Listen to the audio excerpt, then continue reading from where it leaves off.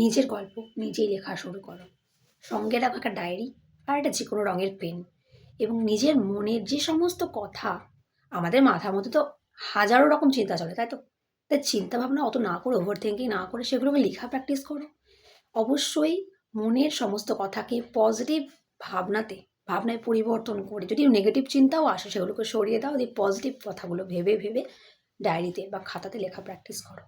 প্রত্যেক দিন ডায়েরিটা পড়ো, দেখবে তুমি আস্তে আস্তে একটা বেটার লাইফের দিকে যাচ্ছ। তোমার মন, অবচেতন মন ধীরে ধীরে তোমাকে একটা অদ্ভুত সুন্দর পৃথিবীতে নিয়ে যাবে, যেই পৃথিবীতে তুমি তোমার সমস্ত ইচ্ছেকে পূরণ করতে পারবে, যেই পৃথিবীতে তোমার সমস্ত গোলস অনায়াসেই পূর্ণ হয়ে যাবে। কারণ তোমার বিশ্বাসটা ধীরে ধীরে বৃদ্ধি পাবে। শুধুমাত্র লেখার অভ্যেস আমাদের জীবনকে পরিবর্তন করতে পারে। আমাদের মাথাতে তো কত রকমের চিন্তা চলে, সেই চিন্তাগুলোকে যদি একটু কাজে লাগানো যায়, জার্নালিংয়ের মাধ্যমে, লেখার মাধ্যমে আমাদের মনের ভাবনাকে যদি পরিবর্তন করা যায়, তাহলে জীবনটাও তো পরিবর্তন হয়ে যায়। তাই লেখার অভ্যেস প্রত্যেক দিন করতে হবে কিন্তু।